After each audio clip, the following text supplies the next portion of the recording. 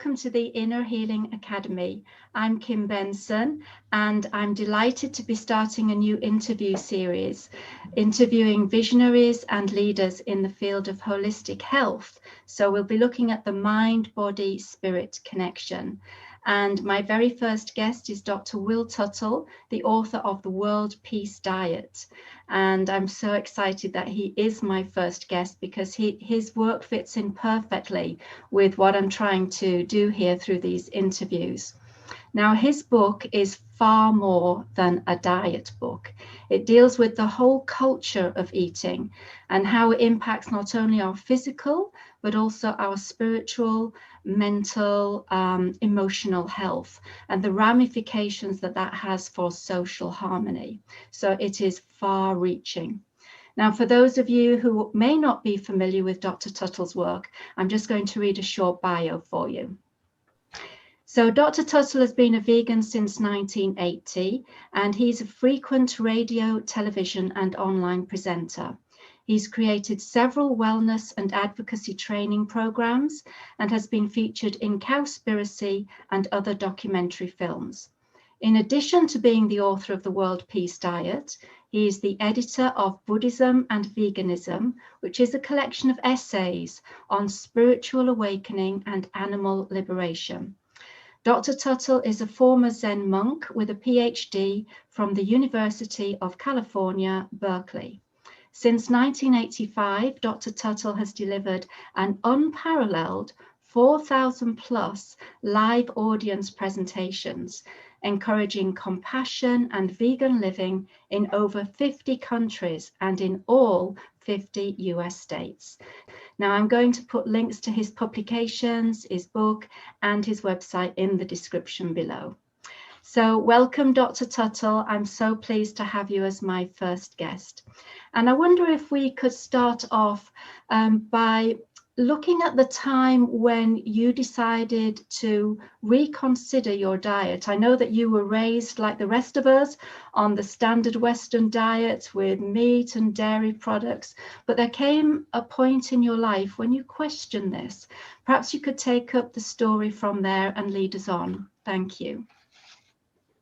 Thank you very much, Kim. It's great to be able to share like this, and thank you everyone for listening. And yeah, regarding your question, so it was really right after, for me, it was right after college when I left home, actually, with my younger brother, Ed. The two of us, we were in our early 20s.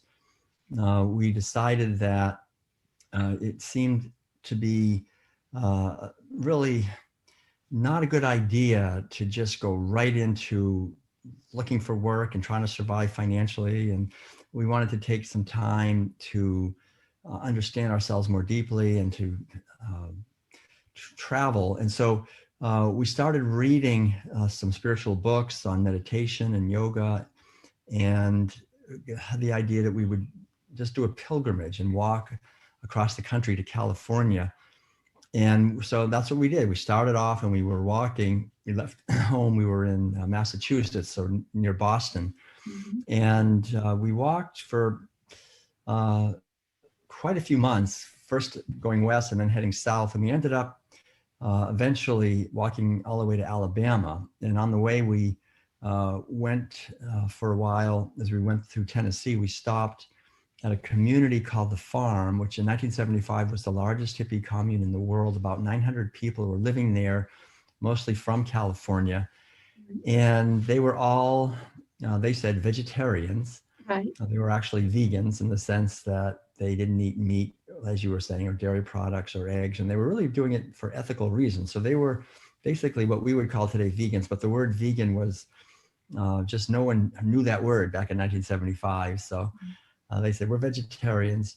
And up until that point, I had done a little bit of considering and questioning food, but it was mainly something that wasn't that important. We thought other things were much more important than food.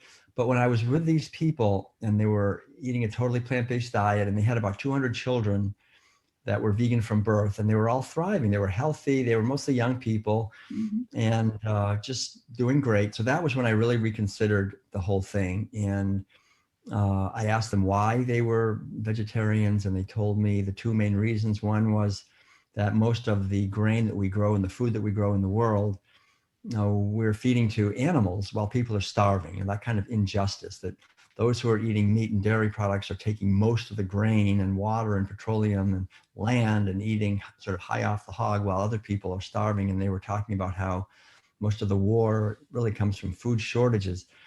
So they wanted to create a more peaceful world, and so they were eating lower on the food chain so there would be enough food for everyone to eat. I really like that idea. Yeah. And then they also informed me a little bit more clearly about the routine abuse of animals for food. And that sort of opened a whole new doorway of understanding So the up until that time, you didn't know about that? right. I think I was like most people in our society. I knew that the animals were killed. If I'm eating a hamburger or a hot dog, I knew there was a dead pig or a dead cow. I had been on a summer camp for a few years and actually killed, we would all, kill our own animals, kill our own chickens. We would kill a cow every year. So I actually even participated. So I knew, but it's very easy to just not think about it and not really think about the routine mutilation and hyper confinement and just the terrible, terrible abuse that these animals endure. So they talked about that actually, and I was like, oh my gosh, yeah, you're right. But I think the most important thing really was just their positive example. It was the positive, joyful way they were living and the delicious food. And it wasn't an option. I couldn't eat meat or dairy. We were all eating together, and if you wanted to eat, this is what you ate. Right, right. So you So could see that was there. you could see that they were healthy even though they weren't eating meat, and they were getting all of their protein. I could see that, right? Yeah, and I could Yeah. ask him the questions like, where do you get your protein? And they kind of laughed and said, oh, of course, back then, everybody ate a lot of soybeans, so they were making a lot of tofu and eating soybeans, and it was very beginning. It was kind of primitive in a way. We were living just cooking on wood stoves. It was very just like camping, really. But you're right. It was a beautiful example of how they were living and raising their children, and it was very idealistic. And I'm so glad that I ended up there, and that changed it. I've never eaten meat in my life since that day. And then the other thing, just 5 years later, I learned more about dairy and egg production and leather production and all that other stuff. So I became a vegan 5 years later in 1980. So that's about 40 years ago. And I think that was a little more, as it is for many people, I think it was a little bit more gradual. It was kind of letting go of wool and leather and meat, dairy, eggs. But it was it was in 1980 that I thought, I don't want to support any part of this industry. Yes. So you were on a journey then, and it took a few years to unfold all the ramifications of this new way of eating. Yes. Okay. And I know that eventually you ended up in Korea, and you spent some time as a Zen monk in a monastery there. Can you tell us more about that experience? How did that influence your spiritual path, and how did veganism come into all of that? Right. Yeah, that really was a very striking experience, because I was kind of a new vegan when I went there. And when I was in Korea, I didn't really know what to expect. I wasn't sure, what they would do, but I just loved the fact that it was just how it had been for about 700 or 800 years, ever since the monastery started way back in the year 1100 or 1200, whatever it was. It had always been totally plant-based, vegan. I mean, in the sense that there was no animal-based foods. All the clothing was free of leather or wool or silk or anything like that. The whole way of living was based on non-harmfulness. We would never kill any mosquitoes or bugs or animals or anything like that. The whole idea was to practice non-violence and compassion for all life. And it was sort of built into the way we conducted ourselves, the meditation, the food. So it was a very seamless kind of holistic approach to living that emphasized really, I would say, minimalism, simplicity. We had one set of clothes, and that's what we wore. And we would we'd wash it, and that, you know, we didn't. It was very, you know, you had one set of bowls, you had chopsticks and a spoon, and that was like that's all you owned. I mean, that was it. You know, you didn't have anything else. And the idea was to live life as a practice of letting go, a practice of, you know, the opposite of consuming, you know, really just to let go of accumulation, to let go of pride and of competition, to practice patience and respect and kindness and inclusion for others, never to take more than you need, not to waste anything. You couldn't, I mean, it was so neat how you absolutely, at every meal, you could take how much you wanted, but then you had to eat it. You could never just take some food and then throw it away. That was completely impossible. Yeah. So it was really about, for me, you know, just walking the talk in such a deep way that had been ingrained for, you know, literally for many centuries. So when I came back to the United States, I felt that the veganism was on a sort of whole different level. I realized it's not an option, like, well, I could be a vegan if I want or not. You know, it's not an option. It's just who we are as human beings, or the way we are. If we're going to live in any way on this earth, with any sense of maturing as a human being, to create a world of harmony in some way, there's no way we can be violating animals, destroying ecosystems, and being wasteful of things. So that whole system was like a holistic approach. It wasn't just the food you were eating. It was everything. As you say, not being wasteful, being mindful of what the earth is producing for us, and you know, being careful with that. So yeah, that holistic approach is really what veganism is truly about, isn't it? It's a full lifestyle, not just the diet.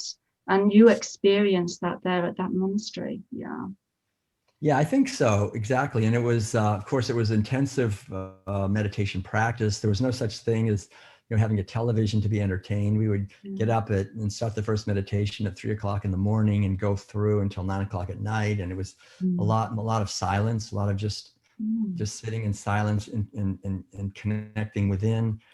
And all relations were based on respect and love. You know, really, I mean, really doing the best we could to live that way. It's not always easy when you have a bunch of people living together in kind of close quarters, but I was very touched by how people really tried to do that, and how there was this group energy of working together, very community oriented, of cooperation. I mean, that was the big thing when I came back to the United States. You know, I felt, gosh, you know, here in the West, it's like we're individuals. So each one of us does what we want, how we want, but, you know, but there was much more of a feeling of you are part of a community, and it's very important to contribute to the community. Yeah, working together, and what you do impacts another.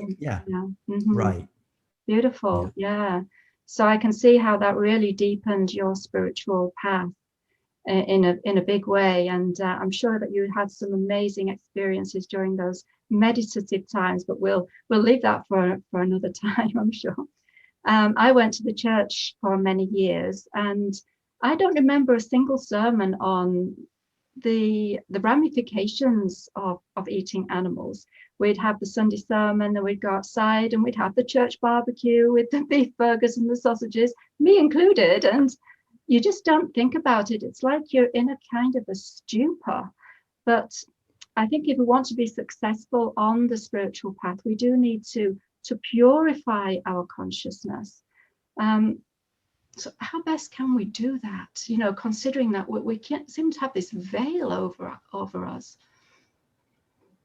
Well, that you're right. I mean, that's very profound what you just said, because we don't really understand in our society, because our parents and teachers and all the institutions in our society when we're children really are not equipped to help us use the beautiful instrument of our mind and our body very well. I don't think. I mean, we're taught to use it to compete, and to try to make an impression on other people, to use and manipulate other people as instruments and to get what we want, and so forth.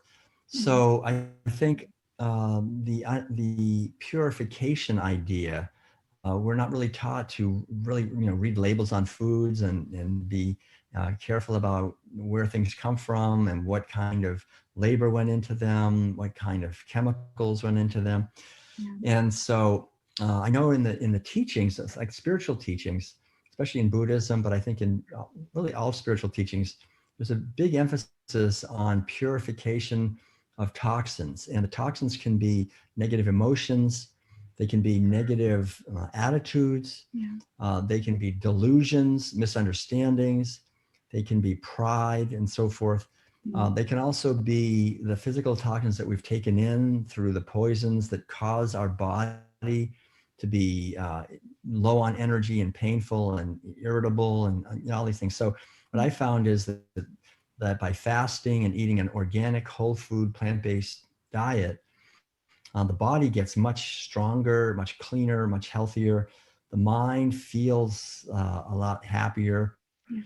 I think we know now that when we do that, we have an inner community. It's called the microbiome. It's a lot of trillions of bacteria that live inside of us that digest all our food.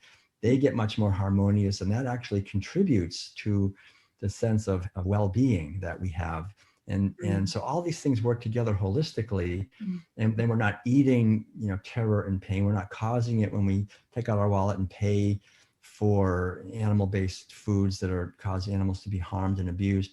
All these things work together, but the main thing I think really is purification. I mean, it's actually tremendously healing to detoxify our body and our mind so that we're radiating, in a sense, something positive. There's this big concern now about contagion, that we're all, we're going to make somebody else sick if we get too close to them. The idea that we're all somehow carriers of disease. And in the really the Buddhist tradition, it's just the opposite. The more we detoxify, the more we become carriers of healing, carriers of kindness, carriers of compassion, carriers of well-being. So when we meet others, we make them happier and healthier because we have that ourselves. And I think that's the kind of focus that as vegans, we should be cultivating. Yeah, so that leads in nicely to my next question I have for you about this energy that we can pass between each other and also from animals to us as well. So I know that in the World Peace Diet, you mentioned that institutionalized violence towards animals, humans, and the planet is generated at its core by the killing of animals for food. So perhaps you could unpack that for us. Why does killing animals for food necessarily lead to institutionalized violence? What are the mechanics that might be involved there? And I guess we're talking again on this energy level. Well, actually, right. We're talking on the energy level, but not more than that. I mean, it's more than energy. It's actual. There's two levels. I mean, the physical level of animal agriculture literally is massively violent. It's and I just briefly, we're cutting down rainforests at about 3 acres per second in the Amazon. I mean, that's really violent. We're just cutting down, clear cutting rainforests. That's destroying habitat for unknown billions of living beings and causing the largest mass extinction in 65 million years, and the loss of genetic diversity, and destruction of indigenous communities. This is really violent. We're killing between 2 and 3 trillion fishes every year. That if you connected them, sort of in a line, that would be go all the way from the Earth to the sun. I mean, that's a lot of killing. So we're talking about a massive amount of killing of animals, destruction of ecosystems, overfishing of the oceans, destruction of aquifers and groundwater, pollution of water, overuse of pesticide, herbicide, and fungicide residues that are killing bird and insect and bee and fish populations, massive monocropping of grains, that in a wasteful system that concentrates wealth in the hands of a tiny elite, that causes almost 1 billion people to starve every year because we grow so much food that we feed to animals while people go hungry, leading to food shortages and war, causing whole armies of our brothers and sisters not only to go hungry, but a lot of them have to work in slaughterhouses and factory farms where they stab animals all day or impregnate them against their will on rape racks, kill baby, you kill the offspring, the firstborn babies. And so these workers have the highest rates of injury and drug abuse, alcoholism. We're talking about the most violent thing. And then we're eating all that, the toxins that concentrate in that. So it's violent to our physical body. So animal agriculture is by far the most literally violent, destructive, devastating activity, because it's not just extremely violent, it's big. It's the largest thing we're doing. We're talking about an industry that reaches into every nook and cranny of our planet and of our society.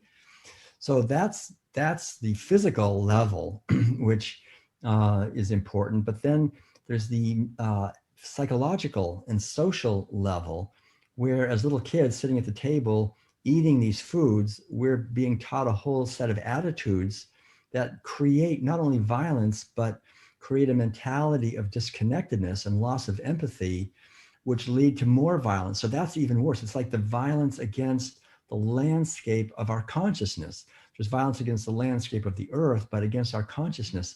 Some of those attitudes, for example, number one of the most important ones is the attitude of disconnectedness. Every meal is teaching us disconnect. Don't make the connection. We're just eating a hot dog. We're just eating cheese. Don't think about the cow or the pig or the chicken, the being or the people or the ecosystem. We learn with every single meal. And this is the most profound ritual in any society, our meals. This is how our entire worldview is transmitted, through the rituals and mainly through eating. So this is something that goes right into the very cells of our body. We're eating these attitudes of disconnectedness, and the capacity to make connections is really intelligence. That's the definition of intelligence. So it's eroding our cultural intelligence. And it's a mentality of privilege and elitism, because again, the subtext of every meal is that certain beings are inherently superior, and it's fine for the superior beings to destroy and exploit the inferior beings. It's a mentality of commodification of life, of turning beings into commodities, and buying and selling them by the pound. And how incredibly violent and abusive that is, that attitude. So it's a small step from that to doing the same thing to other people and to ecosystems. And it's a mentality of the domination of the sacred feminine dimension of life and consciousness, where the female is turned into a mere breeder to be used and sexually abused, and then eating that. So really, I mean, these are the realities. And then, as you say, there's the energy level where we're eating terror and fear and pain and despair and anxiety and panic and all those things, and building this beautiful, really our one temple, in the sense of the spirit, our physical body. And you would think we would be very careful to build that temple with bricks that are bricks of love and abundance and kindness and compassion, but no, we don't. And so we don't realize, I don't think, the large degree to which our relationships and our politics, our economics, our institutions reflect the violence that we're causing to animals. And it really, I think, shows that on the positive side, as we change our food and wake up from this, we can begin to really positively change our entire society and become more spiritually awake and more in harmony ourselves. Yeah, so it's far-reaching, as you say. It's killing on just a scale that we can't even imagine. Yes. It's so huge. And I know from my own studies that a meal that's high in meat protein will affect the tryptophan levels in the brain. And the body uses tryptophan to create serotonin and melatonin.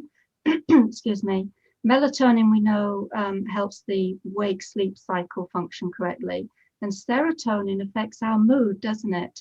And if that is low, then that will have an impact on our mood. It will tend to make us more anxious, a little bit more, even maybe aggressive as well.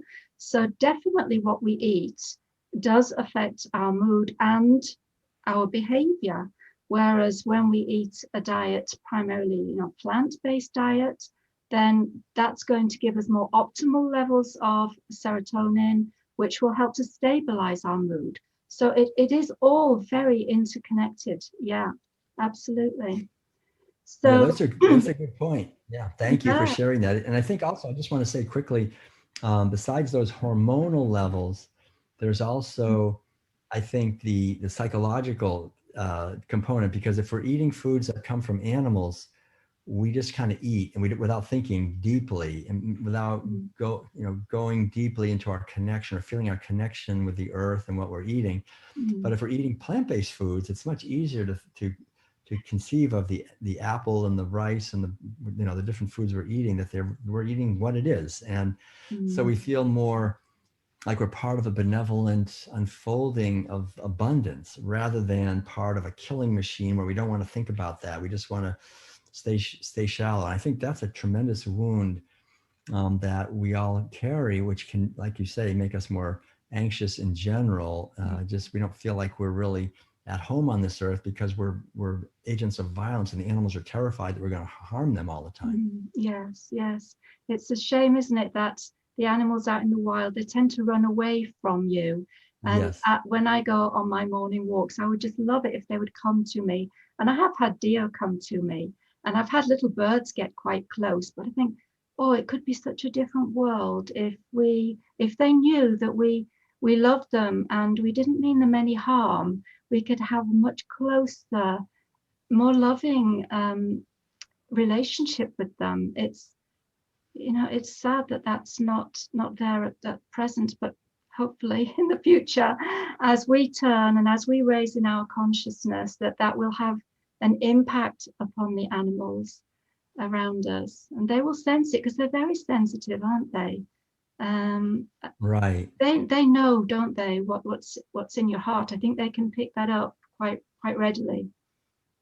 Absolutely. Yeah. I was just in fact talking to a friend of mine who was relaying how in a book that came out. I remember the book. It came out back in I think it was back in the 1970s. Psychic Experiments Behind the Iron Curtain, where they had a mother rabbit and her little baby rabbit, and they took the little baby rabbit from the mother rabbit and put the baby rabbit in a submarine and took it off like 4,000 miles away, deep into the ocean. And then they had the two animals monitored. Right. And then at one point they did a terrible thing, which they just killed the baby. But what they were amazed to see was that at the moment that they killed the baby rabbit, as they monitored the mother thousands of miles away, at that moment, her brainwave pattern suddenly leaped, as she emotionally or at some level could feel something had just happened right then. So I think, and I've seen myself, I've seen when I've dealt with animals, they are tuned in ways that we perhaps don't. I think we have the potential, but we've covered it over. But they're more tuned in many ways than we are. Yeah, definitely. Yeah, anyway, I'd like to talk now about backyard chickens, because I know on my food journey that I gave up meat and fish and dairy, but I continued to eat eggs for a while, because I have backyard chickens and I love them and I don't kill them to eat. And once they stop laying their eggs, I continue to feed them so that they can live out their full lives. So I, at that point, didn't see anything wrong with eating their eggs. So I continued to eat them. And it wasn't actually until I read your book that my eyes were opened to what was going on there with backyard chickens. So perhaps you could speak a little to that. Okay, sure. Yeah, that's a good question. I think the main thing we have to realize is that animals have a purpose. And chickens, for example, as a species, lived for millions and millions of years and thrived in the jungles of Southeast Asia. And that's where they are actually still to this day. They're still, living in the forests of Southeast Asia. And at one point, of course, people thought they tasted good and they gave eggs and all this. So they were sort of violently taken out of that habitat and taken into, farther and farther away to Europe and to, now the United States and all over the place. And so they've been taken out of their natural habitat. And of course, there's probably no animal that's more abused than the chicken on this planet in terms of being confined and killed for meat and for eggs.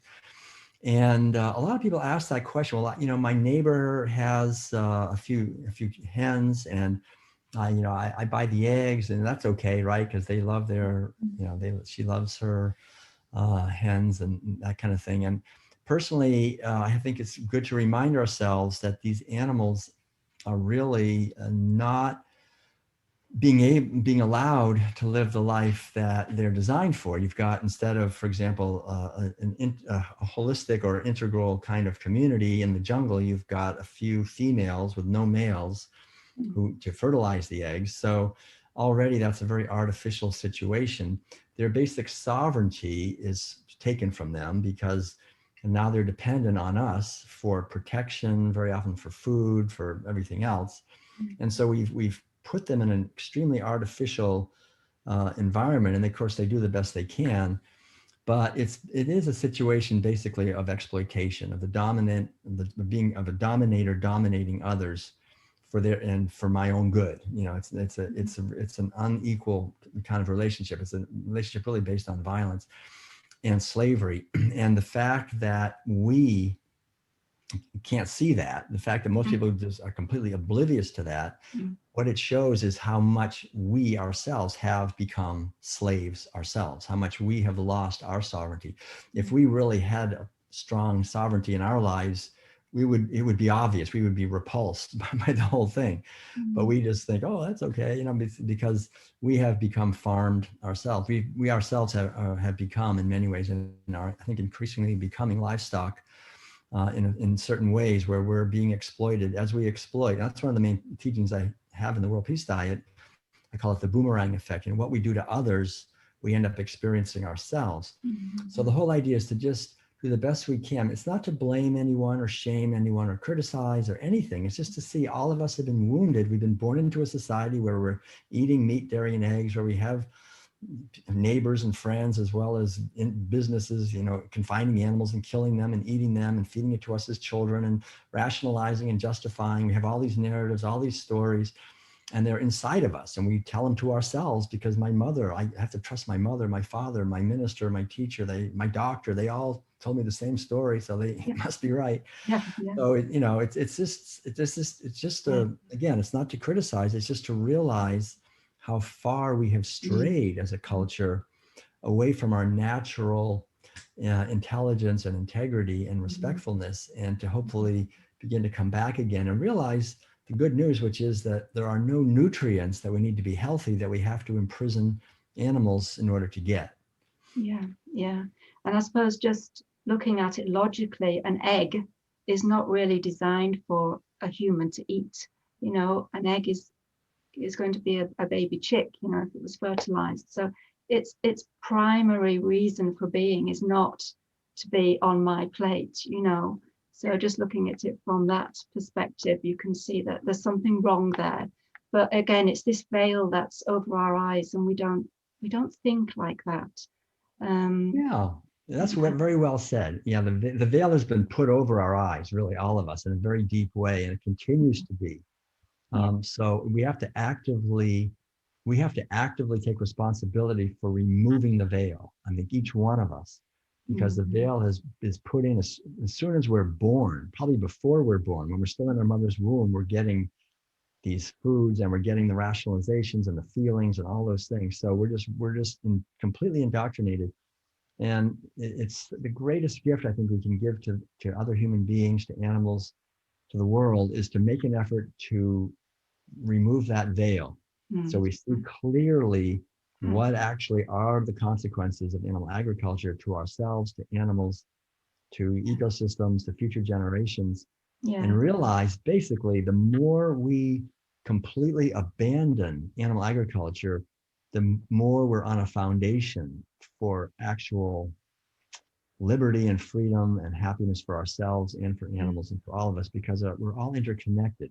Yeah, so it'll be that boomerang effect, but it'll be peace coming back to us instead of violence coming back to us. Yeah, once we understand these things, we can take steps to, to be that person, to be the change that we want to see in the world. So it's all about raising our consciousness, which we've already spoken to, isn't it? So are you hopeful that with the rise of veganism and those following a plant-based diet, are you hopeful that one day the raising of animals for food will come to an end? Do you see that in our future? Right. I mean, I do say in the World Peace Diet that these definitely are the last days of eating animals. And it'll be either because we continue on this path, and I don't like to say it, think about it, but if we continue on the path of animal agriculture and we don't stop, our violence towards those animals is boomeranging more and more relentlessly and in larger and larger and more powerful ways to the point where we are going to we'll go extinct or nearly extinct, and we won't even know why it happened. I mean, we've got nuclear weapons, we've got massive problems here with what we're doing to the environment and to our health and to our social health. So either that way, or I like to think what we can do is to awaken out of this and evolve, as you're saying, to a wiser and more compassionate and more holistic way of living, where we just realize that, for some reason, all of us were wounded by being essentially given these orders, essentially, that you have to eat animal foods to get protein, you have to eat animal foods to get calcium, you have to do it to be part of our tribe. That's just not true. It's just wrong. It's a deceptive. We've been deceived. And we've been fooled by our society. There's no one to blame. It's just a wrong program. So if we change that, and we have to do it ourselves, we can't expect someone else to do it, because it's not coming from outside. It has to come from inside of us. And each one of us does that, and then does what you're doing, which is to then share this with other people through cooking classes, through social media, through making videos, having conversations, however we can do it. Just keep spreading this message. And it's gathering momentum. It is gaining traction. We are waking up. If we can do it quickly enough, that's the question, we can perhaps avoid that scenario of destructiveness and actually move into a more wise and loving and compassionate way of living on this earth. It's definitely possible. I still feel that there's nothing objectively stopping us from that. It's just the inertia and the momentum that's carrying us on. And it is, of course, there is a certain portion of the population that gets wealthy, unfortunately, on war and disease. But us, the 99.999% of the people, we're much better off eating a plant-based diet and being healthy and cultivating kindness. I think we are awakening now, and it is happening, but it's a critical time for sure. Yes, and your book is really pivotal in this, because, as I said in the introduction, it's far more than a diet book. It really goes into all of this, the whole culture of eating. So it changed me enormously reading that book. It was such an eye-opening experience. And I know that the people listening to this, they've been led here at this time, on their journey in life. So hopefully they'll get to read your book and have the same eye-opening experience.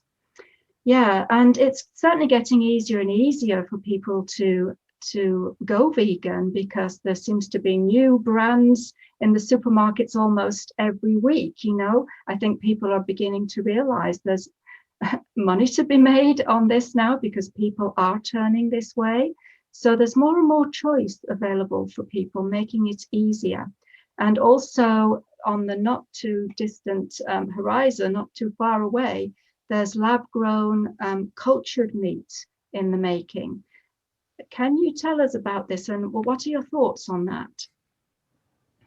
Right. Well, thank you. That's a really good point. We have so many plant-based alternatives now already available, and they're really growing very quickly. And as well as restaurants and so forth, that offer alternatives. And I think it's like a snowball. The faster it goes, the faster it goes. You know, the more people go vegan, the more people go vegan.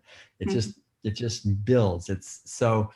But regarding the introduction of actual animal flesh that's made in a laboratory, I'm a little bit skeptical of that, just in the sense that it gives a double message that we still should eat meat, animal flesh. And so already, see, the thing that I think is interesting is that already, even right now, just from plants, we can create products like burgers and whatever, different kinds of cold cuts and all that kind of stuff, cheese, that is extremely, ice cream, extremely popular. And that even experts who are, food critics and taste, they can't tell the difference. They blindfold the people and say, which one is the chicken and which one is the vegan chicken, and they half the time they get it wrong. They can't tell. Yeah. So I think we're already there in a sense. I mean, we have these substitutes. I think healthier than those things are eating actual grains and beans and vegetables and fruits, whole foods. But those are great foods for transitioning. If somebody really wants to have that taste of meat or cheese in their mouth while they transition, then we should have something that'll help them to do that. But eating, creating actual meat, and I think there's another company creating actual like cheese, sort of lab grown cheese that's actually the same as cow cheese. Those things, they don't excite me, I guess, partly because they reinforce this idea of that we somehow should be eating animal foods. And also, from the technical point, I've heard some people think it's the greatest thing, and I can understand that. But there's a certain technical problem is with growing these things in a lab, because everything has to be really clean in a certain way that you could easily introduce dangerous kinds of things into these foods. So I think on the long run, getting away from high-tech, gigantic, multi-million-dollar laboratories that are creating these foods that like people call frankenfoods, then go back to more simple potatoes, sweet potatoes, wheat bread, and vegetables, and these kinds of foods. These are the foods that our bodies are used to eating for hundreds of thousands of years, and I think ultimately is the healthiest. So so I'm not promoting that, although I'm certainly willing to just kind of see what happens and see if it does help people to transition. I'm not really sure if it will. Yeah, I guess the positive is that the animals are not harmed and they don't have to be killed. Sure. But it's still animal protein. It's still, high saturated fats. It's still all of that kind of thing. So that's the other thing. You've got all the health problems. You've still got acidifying, inflammatory animal protein, saturated fat, cholesterol. I mean, you've got stuff that's sort of in there already. So people are still going to need their quadruple heart bypass if they eat a lot of that. So, I mean, that's a huge problem, I think. So best to stick with the basic plants. And if you're transitioning, go for those plant-based meats, the deli meats. You can get a crumble. You can get, as you say, burgers, sausages, all made just from plants. And they're great for people transitioning because, as you said, sometimes you can hardly tell the difference. So why would you? Give it a try. Really, there's some that are good, like Sun Burger is one that's made from organic sunflower seeds. It's very, very clean, healthy kind of a thing. Some are a little more, factory farmed. I mean, not factory farmed, but factory produced. Right. And I think it's good to read labels and just to try to eat foods that are minimally processed, basically. Yeah. So pick your brands and look at the labels. Yeah. Right. Okay. Well, I think that was fascinating. Thank you so much for sharing your valuable insights with us. And just as a reminder to everybody, I am going to put the links to Dr. Tuttle's website, his publications and book in the description. So be sure to check that out later. So thank you so much, Dr. Tuttle. I really appreciate you being my first guest. Thank you. Thank you, Kim. It's been an honor to be your first guest, and much gratitude to everyone. Go forth and multiply the message. Let's all do the best we can to be part of the solution rather than being part of the problem. And we can envision a world where we're living as we're intended to on this beautiful earth and being part of a harmonious unfolding of life here. Thank you. Yeah, for sure. Okay, bye-bye for now. Peace out.